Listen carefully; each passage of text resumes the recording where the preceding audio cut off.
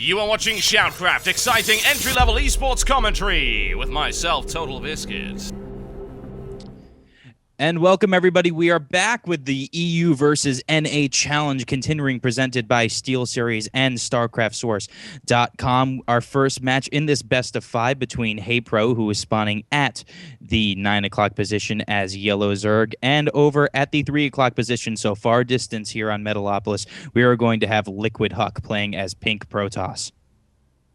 Yes, indeed. HuK versus Haypro. That's a battle for the ages, isn't it? And as far as I'm aware, they're both on the same team. They both have liquid tags, so this is I wouldn't say a grudge match, and I certainly wouldn't say a friendly match either between these two. They'll be going at it, team or no team. Absolutely. So far, we have had Europe winning the majority of the matches of these best of 5s. Europe is ahead in a count of 4-2, so should they win both of today's best of 5 matchups, Europe will be taking the entire challenge. We'll see whether or not that's actually going to happen. And HuK is a formidable opponent. Never, ever underestimate HuK. Some people have been commenting that his style, or indeed his performance, has been a little bit inconsistent over the past couple of months, but I would never, ever count this guy out in any circumstances. So I'm looking forward to seeing what he can come up with today. Absolutely. You just look at HuK's track record and you absolutely know that he is not a player that one should just take lightly. Currently, the probe of HuK has just made his way into the main of Haypro for some quick scouting, and spots that the spawning pool has just started, and more importantly, that there is no early second hatch.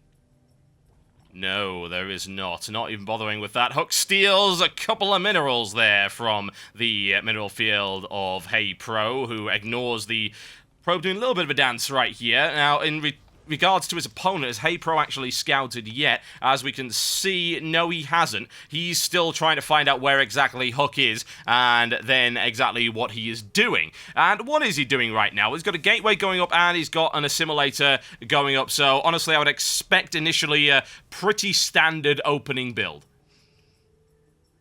Yep, that gateway is going to be done in just a few short seconds. I would expect a stalker out of that early on to get some early top of the gate defense, and of course the cybernetics core to plug the other side of it. But quickly running down for some reason was a probe of HuK's. There is the cybernetics core, as I expected, doing a partial wall off at the top, but he does not have the zealot to plug, so the drone of Haypro makes his way into the main of HuK and steal some minerals. Haypro retaliates. Yes, more stealing of the minerals there. It looks like so little, but at the end of the day, you take every possible advantage you can get. Haypro sorting himself out with a hatchery there a little bit earlier. Now trying to chase down that thieving bastard of a probe with 4 Zerglings heading across the map. Zerglings do not have the speed advantage. They can catch up one at a time and maybe get a few hits off, but those shields are going to be able to absorb a lot of damage on that probe. I think he'll be able to get home just fine. Should be okay. Shields are about to go down. One breaks off right there to take the Zelnaga watchtower, get himself a little bit of scouting information there as well. That drone's still in HuK space, keeping an eye on things. Second gateway coming up. Now he's plugged the gap. Oh, not quite plugged the gap, though. Not quite enough. Little bit of a gap there for the drone to squeeze through and escape. Using his chrono boost on both the gateway and the cybernetics core, he's also got a sentry coming up right here, give him a little bit of early defense, and a third gateway coming up really nice and quick for HuK, just right there next to his nexus. Cybernetics core is halfway done researching Warp Gate. It will be some time until that is complete, but what is complete is the second hatch of Haypro, just about to finish at his natural. There it is. We should see a transfer down to that mineral line shortly.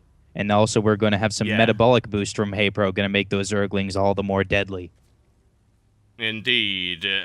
We'll see how well that works out for him. He's not going to be able to rush into the base just yet, considering HuK does have 2 sentries up. And indeed, he's pushing away that expeditionary force. Little bit of firepower coming in there from the sentry. He's got 3 up now. They're incredibly heavy into the sentries. And Haypro's response to that is, well, we're just going to build a Roach Warren then and see what happens there, which is a good solid. And a 4th gateway now, and 5 gateways coming up right now for HuK. Wow, yeah, no kidding. I've actually seen this before. Admittedly, it wasn't using sentries as much. A match that I cast quite recently between White Ra and Machine. Indeed, you should have seen this earlier because that was the week 1 of the EU versus US. Indeed. It was a recast that I did, and White Ra actually did use in the 5th game a 5 gateway on 1 base setup.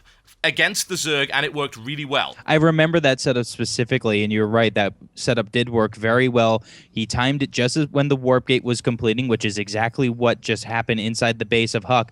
Warp gate completed just as one of those new gateways came up. He's now on 5 warp gate and pushing forward actually with this force. He does have a proxy pylon that he's warping in more units, but especially those sentries.